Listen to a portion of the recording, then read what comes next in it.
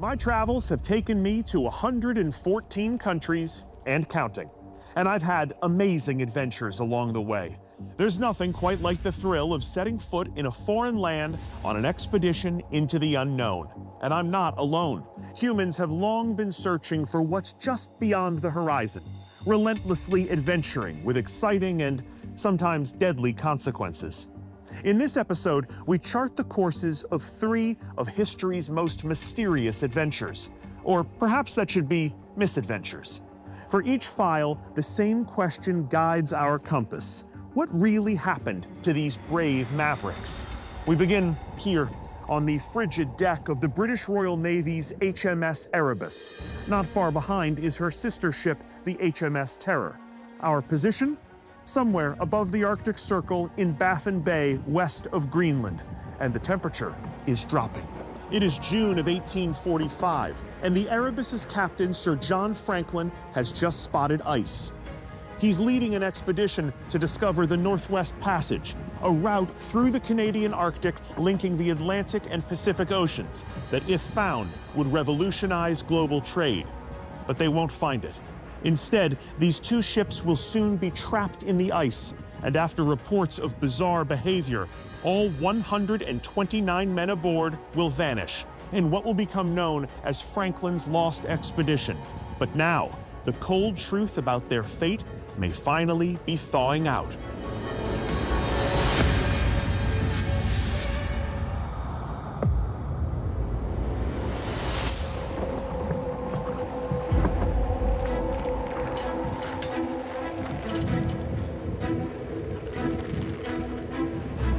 This is Captain Franklin's 3rd attempt to chart the Arctic.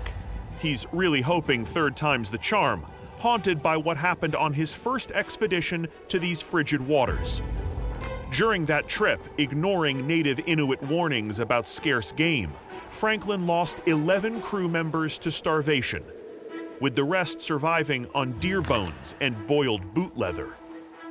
Now known as the man who ate his boots, this time he's come prepared. With a wealth of food on board, Franklin is driven to upgrade his nickname to the man who found the Northwest Passage.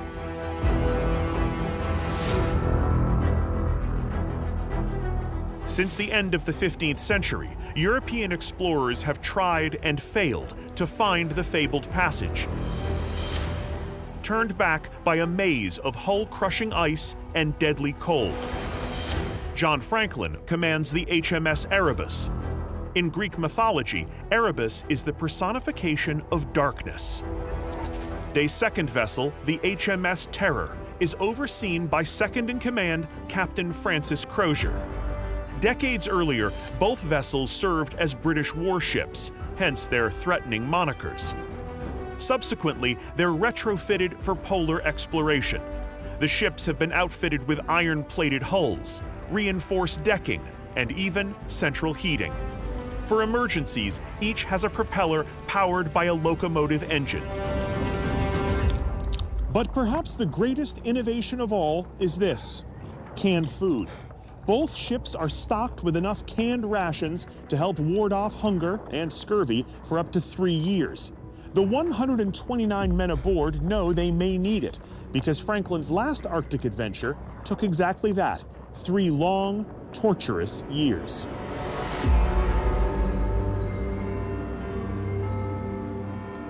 After setting sail from the United Kingdom in May of 1846, no one is alarmed when the summer of 1847 passes without any news from the expedition. It isn't until the spring of 1848, 2 years after the expedition set sail, that British search parties finally venture into the Arctic over land and by sea. But they find nothing, no trace of Franklin or his men. Desperate, the Admiralty offers a reward, equivalent to nearly $4 million today, to anyone who can find the lost expedition. Soon, more than a dozen ships join the search. Finally, in the summer of 1850, a chilling discovery. On an island deep in the Arctic, searchers uncover the remnants of a winter camp, with hundreds of empty food cans, as well as some still unopened, left behind. But the most haunting find is yet to come. 3 well-marked graves, 2 for crewmen of the Erebus, 1 for a sailor from the Terror. The graves raise big questions. Why had the men abandoned the warmth and safety of their ships? Where were they heading when these 3 died? And biggest of all, could the rest of their comrades still be alive, out here somewhere? With renewed optimism, a surge of explorers join the search. But sadly, the trail, yet again, goes ice cold. Then, in 1854, 8 years after the Franklin expedition first set sail, Arctic explorer John Ray meets with Inuit people on King William Island who claim to have seen kablunas, their word for white men. The Inuit recount that 4 winters earlier, they had seen 40 men towing a lifeboat over the ice, their leader matching the description of Franklin's deputy, Francis Crozier. But this wasn't the end of the Inuits' tale. They also claimed to have found the remains of a camp. It contained dozens of rotting bodies, some showing signs of cannibalism, and no one was still alive. As proof of their story, the Inuit present items recovered from the camp, including a medal that belonged to Franklin. When these reports reach London, the public refuses to believe the men of the Royal Navy would ever commit the barbaric act of cannibalism. Instead, opinion turns against the Inuit. They are accused of murdering the sailors and then lying to hide their crimes. And so, further Inuit reports are largely ignored, even though they may provide the key to unlocking the truth. Because an Inuit family contends they met Franklin's crew while they were still alive.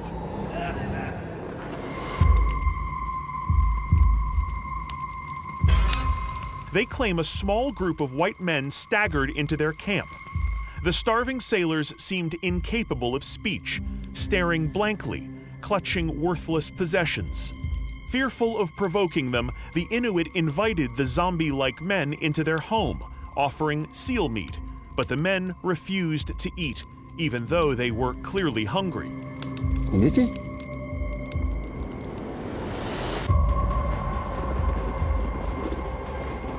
The terrified family waited for the cover of night before slipping away, leaving behind a supply of food for the men.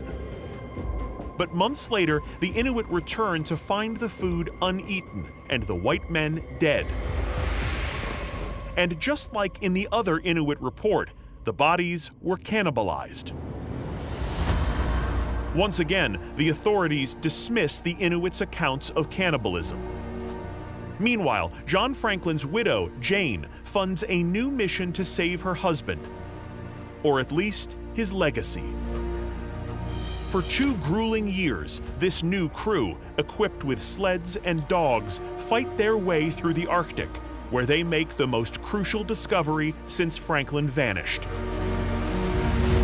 On the northwest coast of King William Island, the expedition discovers a cairn, a marker made of stacked stones, and hidden among these stones, a note. Sir John Franklin died on the 11th of June, 1847. Total loss by deaths. 9 officers and 15 men, under the command of Captain Francis Crozier. The news is shocking.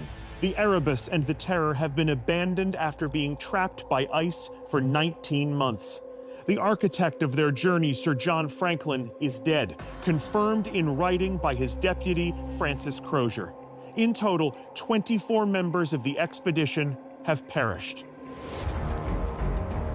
The note concludes by indicating that the remaining 105 men plan to trek to the mainland via a place called Baxfish River, hundreds of punishing miles south across a frozen wasteland.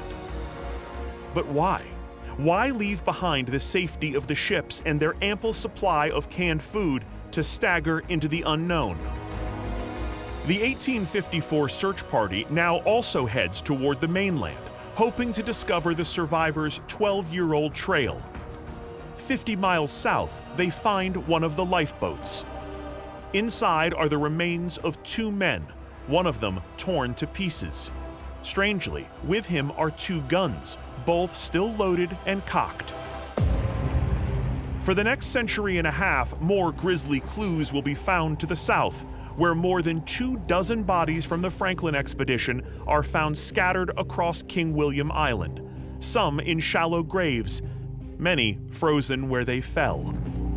But nothing explains the expedition's sudden deaths, divided crews, strange zombie-like behavior, and why some would travel back to the north, directly away from their only chance of survival. Had the entire crew gone mad? Over the years, many theories have been put forward to explain the crew's deaths, including scurvy, pneumonia, and tuberculosis. To explain the crew's bizarre behavior, many contend that lead poisoning from the sailors' canned food was to blame. But then again, many ate canned food in the mid-19th century, and it didn't cause them to lose their minds or their lives. Perhaps the answers to the mystery lie with the missing ships themselves, HMS Erebus and Terror. Where exactly did they vanish, and what secrets do they hide? In 2014, nearly 170 years after it left England, the Erebus is found. Searchers finally turned to the source they'd been ignoring, the oral histories of the Inuit, notably one concerning, spoiler alert, a giant ship trapped in ice. In the shallow waters off the Canadian mainland, south of the original search area, the Erebus is finally discovered.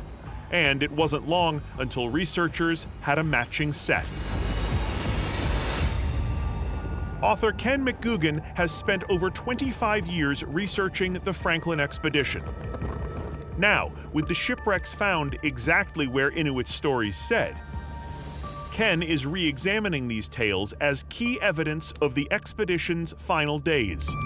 Going right back to the earliest reports, the Inuit described the men trekking along the coast of King William Island delirious and not making very much sense. So why were they stumbling and delirious? I was trying to piece it together, looking for the root cause. Ken examined the popular theory that canned supplies had killed the crew, though perhaps not from the lead lining on the tins, but rather poisoning of the food itself, specifically a deadly bacterial toxin called botulism. But botulism alone wouldn't explain the crew's strange behavior. Ken suspects another culprit altogether, one native to the Arctic. I think they were killed by polar bears.